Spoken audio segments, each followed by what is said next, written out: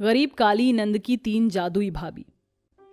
परीलोक में 3 परियां रहती थी जिन्हें शादी करने के लिए कोई लड़के नहीं मिल रहे थे। जो भी लड़का उनसे शादी करने आता था वो सिर्फ उनकी खूबसूरती को ही देखा करते थे। यहाँ परीलोक में कोई इस काबिल नहीं जो कि हम तीनों उनसे शादी करें। हाँ, तुमने बिल्कुल सही कहा, लेकिन अब हम लोग कर भी क्या सकते हैं? अगर हमने अपनी पसंद के लड़के नहीं ढूंढे तो परीलोक के देवता, जानती हो ना, हम पर कितना गुस्सा करेंगे।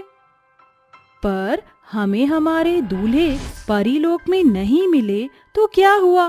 क्यों ना हम धरती पर चलकर अपनी पसंद के लड़के ढूंढें जो समझदार, मेहनती और जिनका दिल साफ हो। काया परी की बात मानकर वो तीनों परी धरती लोक पर जाने के लिए तैयार हो जाती हैं। इसी के चलते काया परी अपनी शक्तियों के द्वारा धरती पर पहुंचते ही तीनों इंसानों का रूप ले लेती हैं। मैंने अपनी शक्तियों से हमारी काया को बिल्कुल इंसानों में बदल दिया है। अब हम तीनों कितनी सुंदर लग रही हैं। चलो चलते हैं। काया, माया और छाया तीनों परी जंगल के रास्ते से जा रही होती हैं। तभी वहां उन्हें कुछ गुंडे मिल जाते हैं जो उन्हें परेशान करने लगते हैं। अरे वाह, ये सुंदर सुशील अबला नारी इस जंगल से कहाँ जा रही है? पहले इस पूरे गांव में मैंने इन्हें कहीं नहीं देखा। इनमें से एक तो मेरी है, बाकी की दोनों तुम दोनों रख लेना। मेरे मस्त मस्त दो नैन, मेरे दिल का ले गए चैन, तेरे मस्त मस्त दो नैन। अरे आज तो मौज ही आ गई। तीनों मिलकर उन तीनों जादुई परियों को परेशान करने लगते हैं। उन्हें इस बात का जरा भी अंदाजा नहीं था कि वो कोई मामूली नहीं बल्कि जादुई परियां हैं। हट जाओ यहाँ से। कौन हो? हमें क्यों परेशान कर रहे हो? क्या तुम्हें जरा भी शर्म नहीं आती कि तुम 3 लड़कियों को छेड़ रहे हो? मैं कहती हूँ हमसे दूर चले जाओ, नहीं तो हमसे बुरा कोई नहीं होगा। देखो तो सही इन नाजुक कलियों को, अभी बताता हूँ इन्हें। वो तीनों मिलकर उन्हें परेशान करने लगते हैं कि तभी वहां पर विक्रम, आदित्य और सौरभ आ जाते हैं और उन तीनों को उन तीनों गुंडों से बचा लेते हैं। आइंदा अगर तुमने यहाँ आने की जरूरत की तो हमसे बुरा कोई नहीं होगा। चले जाओ तुम तीनों यहाँ से।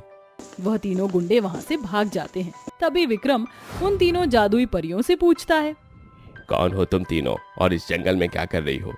तुम्हारा घर कहाँ है और तुम्हारा नाम क्या है? विक्रम की बात सुनकर जादुई परियां मन ही मन एक दूसरे से बातें करती हैं। ये लोग तो अच्छे हैं, हम इन पर भरोसा कर सकते हैं, लेकिन हम इन्हें अपनी सच्चाई नहीं बता सकते। हमें हमारी सच्चाई छुपाकर हमें अपने दूसरे नाम बताने होंगे। ठीक है, फिर मेरा नाम नायरा, तुम्हारा समायरा और काया का नाम माहिरा रख देते हैं। तीनों कुछ बोलती क्यों नहीं हो? दरअसल हमारा इस दुनिया में कोई भी नहीं है, हम चलते चलते यहाँ पर आ गए।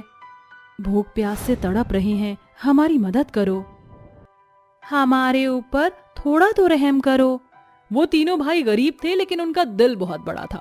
उन तीनों लड़कियों को अपने साथ अपने गरीब खाने में ले आते हैं जहाँ उनकी काली बहन होती है। भैया, ये इतनी सुंदर लड़कियां कौन हैं? वो तीनों भाई अपनी बहनों को सब कुछ बताते हैं, जिसके बाद सुप्रिया भी उन तीनों के साथ बहुत अच्छे से बर्ताव करती है और उन्हें अपने साथ रहने देती है। वहीं जादुई परियों को आदित्य, विक्रम और सौरभ से प्यार हो जाता है, जिसके चलते वो तीनों एक दिन उनसे अपने प्यार का इजहार भी कर देती हैं। वो तीनों भाई भी उन्हें पसंद करते थे और इसी के चलते उन्होंने उनसे शादी भी कर ली थी। अब काली नंद के पास 3 सुंदर और गोरी भाभी थी जो कि जादुई परियां थी। उन्होंने अपनी जादुई शक्तियों से उनकी सभी परेशानियों को ठीक कर दिया था। अब उनके पास एक बहुत बड़ा घर और घर में रहने की सारी सुख सुविधा थी। तुम तीनों हमारे लिए बहुत लकी हो। जब से हमारी जिंदगी में आई हो, हमारी किस्मत ही पलट गई।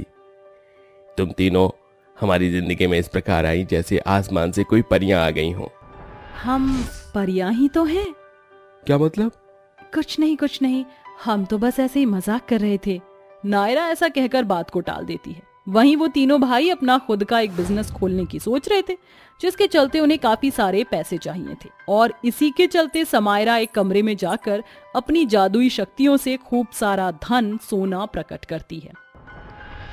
आबरा का डाबरा गिली गिली छू मंत्र पढ़ते ही वहां बहुत सारा सोना और पैसे प्रकट हो जाते हैं।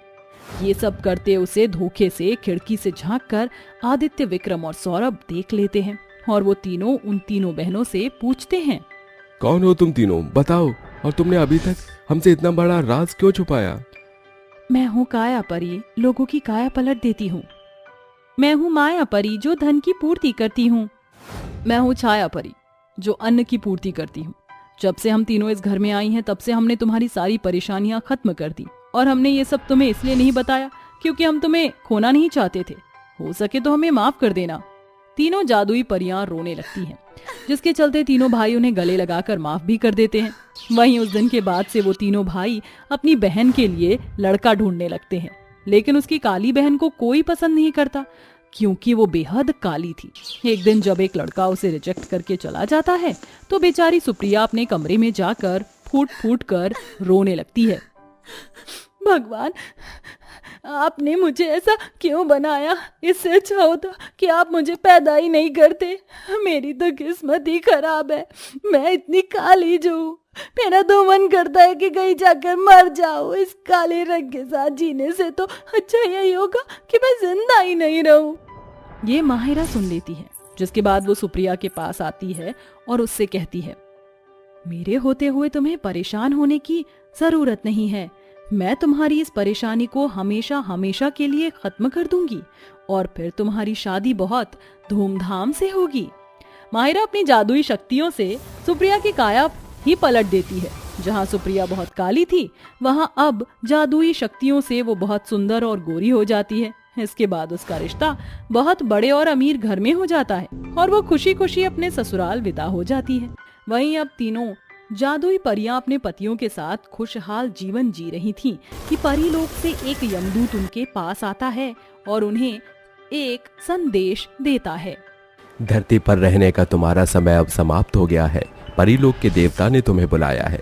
मेरे साथ चलो, और अगर तुम मेरे साथ नहीं चली तो तुम्हें अपनी सारी शक्तियां हमें वापस लौटानी होंगी। ये तुम कैसी बातें कर रहे हो? अगर हमने सारी शक्तियां लौटा दी तो हम किसी भी काम के नहीं रहेंगे, हमारा कोई वजूद नहीं रहेगा। क्या हम अपनी शक्तियों के साथ यहाँ आराम से रह नहीं सकते? ये हमारे नियमों के खिलाफ है। अगर तुम्हें शक्तियाँ चाहिए तो वापस परीलोक पहुँचना होगा, वरना मुझे तुम्हारी शक्ति छीननी पड़ेगी। यमदूत के ये कहते ही उन तीनों के पति उन तीनों से कहते हैं, हमें तुम्हारी शक्तियों से कोई लालच नहीं। तुम्हारी शक्तियों के बगैर भी हम तुमसे उतना ही प्यार करेंगे जितना आज करते हैं। और वैसे भी हमें हमारी साधारण पत्नियां चाहिए, ना कि जादुई परी। अपने पतियों की बातें सुनकर वो तीनों अपनी सारी शक्तियां यमदूत को दे देती हैं, जिसके बाद यमदूत वो सारी शक्तियां लेकर वापस परीलोक चला जाता है। शक्तियों के साथ साथ अब वो बहुत ज्यादा गरीब हो जाते हैं, लेकिन माहिरा, समायरा और नायरा तीनों मिलकर अपने पतियों का साथ देती हैं और उनके साथ मेहनत करके पैसा कमाती हैं, जिसके बाद उनकी गरीबी धीरे धीरे अपने आप मिट जाती है और वो एक साधारण जीवन खुशी खुशी व्यतीत करने लगते हैं। उनके 4 बजे सुशीला सेब काट के खा रही थी कि दरवाजे पर दस्तक होती है। ओहो, इस समय कौन आ गया? निशा, मिहिका, नताशा बहू, देखो तो जरा दरवाजे पर कौन आया। सुनाई दे रहा है तुम तीनों को या नहीं? काम चोर है, इन्हें कहाँ सुनाई देगा। मुझे ही जाना पड़ेगा। माँ जी, हम तीनों काम कर रही हैं, जब तक आप देख लो, हम आते हैं। ये सुनकर सुशीला घर का दरवाजा खोलती है तो देखती है कि उसके दोनों छोटे बेटे अंकुर और मोहित 2 काली लड़कियों से शादी करके आते हैं। अंकुर, तुम दोनों तो ऑफिस गए थे, तो ये सब क्या है? गले में वरमाला और ये दोनों लड़कियां लहंगे में क्यों हैं? माँ, आपको देखने से पता तो चल गया होगा कि ये दोनों आपकी बहू हैं, तो अब गृह प्रवेश भी कर दीजिए। हाँ, पर उससे पहले हमें आप माफ कर दीजिएगा कि हमने बिना बताए शादी कर ली, क्योंकि हम दोनों आपको पहले ही बताते तो आप शादी नहीं करने देती। दरअसल हम दोनों अपनी प्रेमिका से कुछ महीनों से बहुत प्यार करते हैं और बहुत कोशिश की दूर होने की, पर नहीं हुए। दूसरी बात, इन दोनों में बहू होने की सारी गुणवत्ता है, इसलिए हमने ये एक कदम उठा लिया। तभी जेठानियां देखकर हैरान हो जाती हैं। हे भगवान, देवर जी, ये आप दोनों किस गटर छाप लड़कियों को उठाकर यहाँ ले आए? अरे जरा इनकी काली सूरत और अपनी गोरी सूरत देख लीजिए, हमारे खानदान की बहू बनने के लायक नहीं है। बिल्कुल सही कहा निशा बहू। अरे दोनों को अपने पसंद की लव मैरिज करनी थी तो गोरी लड़की तो ले आते, और उनकी शक्ल देखकर लगता है कि ये अमीर भी नहीं है। गरीबों को ले आया, कोई दहेज, कोई सामान नहीं। माँ, दहेज का क्या करेंगे? हाँ, ये गरीब भी है, लेकिन आपके दोनों बेटों में इतना दम है कि दहेज से ज्यादा सामान ले सकें। हाँ, पर इनका क्या, अब तो पूरे मोहल्ले में मेरी बदनामी हो जाएगी इन काली बहू की वजह से। पर क्या करूं, शादी हो गई, दिल पर पत्थर रखकर अपनाना ही होगा। जेठानी जी, अगर गलती से लाइट चली गई तो ये दोनों बहू तो दिखेंगी ही नहीं अंधेरे में। बिल्कुल सही कहा नताशा तूने। भाभी, आप इस तरह से हमारे सामने हमारी पत्नियों को बुरा भला नहीं कह सकती। अब तुम दोनों शक्ल क्या देख रही हो, आरती की थाली लेकर आओ। फिर सास की बात सुन निशा आरती की थाली लाती है और काली बहुओं का स्वागत करती है। दिन गुजरते हैं, सर्वगुण संपन्न बहू की तरह दोनों काली बहू घर के सारे काम संभाल लेती हैं और गोरी बहुएं अपनी देवरानियों पर हुक्म चलाती हैं। घर का सारा काम वही देखती हैं और धीरे धीरे सर्दियां भी आ जाती हैं, जहां ठंडे पानी से पोछा लगाते हुए मनीषा के हाथ अकड़ जाते हैं। बाप रे बाप, मेरे हाथ तो ठंड से अकड़ गए हैं, पोछा भी नहीं लगाया जा रहा है। हेरी ओ काली देवरानी, ये पोछे की बाल्टी बीच में रखकर क्या कर रही हो, और कोई काम धंधा नहीं है क्या, इतने सारे कपड़े धोने के लिए रखे हुए हैं। कुछ नहीं जेठानी जी, वो हाथ भी ठंडे हो गए थे तो काम नहीं हो पा रहा था, बस मैं अभी साफ करती हूँ। हाँ हाँ, बस तुम्हें ही तो ठंड लगती है, मुझे तो लगती नहीं है, जल्दी काम करो। ये कहकर मिहिका चली जाती है और हीटर चलाकर कमरे में बैठ जाती है। फिर तीनों गोरी बहुएं अपनी सास के पास जाती हैं। माँ जी, आप तो जानती हैं नवंबर का महीना चल रहा है, लेकिन इस बार काफी ठंड बढ़ गई है, हमें बाहर भी जाना होता है, तो हम तीनों को कार्डिगन के स्वेटर्स दिला दीजिए और शॉल भी। हाँ माँ जी, मेहता साहब की लड़की की शादी भी तो आ रही है। अच्छा अच्छा, ये लो तुम तीनों अपने लिए बढ़िया सा स्वेटर ले आओ, पूरे 9,000 हैं। हाँ माँ जी। माँ जी, हमें भी ठंड लग रही है, हमें भी आप पैसे दे देती तो हम शॉल खरीद लेते, घर में बहुत ठंड लगती है। अच्छा, अब तुम्हारे लिए पैसे कहाँ से लाऊं, और तुम दोनों काली बहू को जरूरत भी कहाँ है, कहाँ जाओगी महंगी शॉल पहनकर, और जो ठंड लग रही है उसे चूल्हे या गैस पर खाना पकाकर कम कर लो, समझी। पर माँ जी क्या, जब माँ जी ने तुम्हें एक बात कह दी तो समझ नहीं आ रहा। मेरा एक पुराना फटा हुआ स्वेटर होगा, वो ले लेना। चलो तुम दोनों अब शॉपिंग के लिए, हमें लेट हो रहा है। फिर तीनों बहू शॉपिंग के लिए निकल जाती हैं और काली बहू रसोई में खाना बनाने लगती है। दीदी, माँ जी हमारे साथ ऐसा बर्ताव क्यों करती हैं? माँ जी तीनों जेठानी को इतना प्यार करती हैं, घर का कोई काम भी वो नहीं करती हैं, और हम ठंड से भी नहीं बच सकते। क्या हमारी पहली सर्दी ससुराल में ऐसे बीतेगी, ठिठुर ठिठुर के? तुझसे अब मैं क्या बोलूं, हो सकता है माँ जी बचत कर रही हो। खैर, हम भी तो अपने गरीब घर में ऐसे ही रहते थे ना, पता नहीं माँ बाबूजी कैसे रह रहे होंगे, उनसे तो सर्दी बर्दाश्त नहीं होती, और कोई शॉल कंबल भी नहीं है, काश हम वो ले जा पाते। थोड़े दिन में चलते हैं माँ जी से पूछकर, आज तो तीनों जेठानी बाहर गई हैं। हाँ, मुझे भी ठंड लग रही है, गैस पर थोड़े हाथ सेक लेते हैं। ये कहकर बेचारी बहुएं गैस से हाथ सेक लेती हैं। वक्त गुजरता है, ठंड और बढ़ जाती है। सास अब रजाई में ही बैठा करती थी और गोरी बहुएं काजू बादाम खाकर ठंड कम किया करती थी। एक दिन सुशीला के घुटने का दर्द ठंडी से बढ़ जाता है और वो दर्द से करहा रही होती हैं। अरे राम, मर गई, दर्द हो रहा है। सोचा था कि मुझे हीटर की जरूरत नहीं पड़ेगी, रजाई में ही बैठी रहती हूँ, ठंड नहीं लगेगी, लेकिन अब 2-4 दिन से शरीर पूरा कांपने लगा है, क्या करूं? अरे निशा बहू, काव्या, मिहिका, अरे जल्दी आओ भाई, मुझे ठंड लग रही है। सुशीला ठंड में चिल्लाती रहती है, उसकी तीनों बहू बिल्कुल नहीं सुनती, और दोनों काली बहू सुशीला को देखकर कहती है, हे भगवान माँ, आप तो बहुत कांप रही हैं, इतनी ठंड लग रही है, अपने कमरे में आपने हीटर क्यों नहीं लगवाया? और माँ जी को थोड़ा बुखार भी हो गया है, मैं हाथ पैरों की मालिश कर देती हूँ, माँ जी को आराम मिलेगा, माँ जी आप लेट जाइए। फिर दोनों बहू सुशीला के हाथ पैरों की गर्म तेल से मालिश करती हैं और उसे अलग से कंबल उड़ा देती हैं, जिसके बाद वो ठीक होती है और अपने हाथ से उन्हें सूप पिला देती है।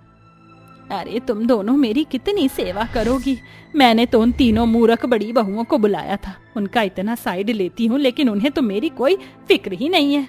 तुम दोनों को नहीं भी बुलाया था और तुम दोनों आकर मेरी सेवा करने लग गई। अब मेरे अकल आ गई है कि असली प्यार की हकदार तुम दोनों बहू थी। मैंने हीरे को पहचानने में गलती कर दी। माफ करना बहू, मैंने तुम्हारे रंग रूप को लेकर बहुत कुछ कहा। कोई बात नहीं माँ जी, आपको अपनी गलती का एहसास हो गया और हमें अपना लिया तो माफी किस बात की। हाँ माँ जी, आपकी तबीयत ठीक है। एक बार माँ जी, दीदी और मैं बाबूजी के पास जाना चाहते थे, वो भी ठंड में रह नहीं पाते हैं। ठीक है, तुम दोनों जाओ। मेरी अलमारी से 2 शॉल ओढ़ लो, बाहर बहुत ठंड है ना, और ये कुछ पैसे हैं, इसका कुछ ले जाना। शुक्रिया माँ जी। फिर दोनों सास की अलमारी से स्टॉल लेकर अपने माता पिता के पास पहुंच जाती हैं, जहां ठंड से वो भी कांप रहे थे। उनकी दशा बहुत बुरी थी। माँ, बाऊजी, आप कैसे हैं? माफ करना, इतनी देर से आप दोनों को देखने नहीं आ पाए हम। और क्या पलंग पर कोई गद्दा नहीं है? ऐसे तो आपको ठंड लग रही होगी। कोई बात नहीं बेटा, हमें तो इसकी आदत हो गई है। पहले तुम दोनों थे तो कपड़े सिल दिया करती थी, गरम गरम चाय बना कर देती थी, ख्याल रखती थी। अब तो ऐसे ही रहना होगा। हाँ, पर तुम दोनों यहाँ कैसे? ससुराल में सब कुशल मंगल है ना? हाँ माँ, सब अच्छा है। और माँ जी तो हमें बहुत प्यार करती हैं। ये लीजिए, आप दोनों के लिए शॉल है, इसे ओढ़ लीजिए, ठंड लग रही होगी। मैं चाय बना देती हूँ। हमें पता था आप ऐसे ही रह रहे होंगे, अपनी फिक्र भी नहीं होगी, इसलिए मैं पहले ही गद्दे और कंबल लेकर आई हूँ। अब आपको अच्छी नींद आएगी, ठंड भी नहीं लगेगी। देखिए हमारी बच्ची को, हमारी कितनी फिक्र है। भगवान तुम जैसी बेटी सबको दे। ये सब सुशीला छुपकर खिड़की से देखती है, जिससे उसकी आंखों में आंसू आ जाते हैं। दोनों काली बहू के साथ कितना अत्याचार किया था, पर ये तो सच में ही बहुत प्यारी और चंचल निकली। मुझे ऐसा नहीं करना चाहिए था। अब उन तीनों को सबक सिखाऊंगी। सुशीला घर वापस जाकर अपनी तीनों बहू को खरी खोटी सुनाकर सीधा करती है और घर के सारे काम करवाती है। ये अचानक माँ जी को क्या हो गया है? वो ही जो बहुत पहले हो जाना चाहिए था। अब से तुम तीनों काम करोगी, छोटी बहू रेस्ट पर है। और तुम दोनों छोटी बहुओं पैसे लो और अपने लिए नए नए सर्दी के शॉल स्वेटर खरीद लो। इस तरह सुशीला अपनी दोनों काली बहू को अपना लेती है, उन्हें प्यार करती है और तीनों बहू को लाइन पर लाती है, जिसके कुछ समय बाद पांचों बहू हंसी खुशी एक साथ रहने लगती हैं।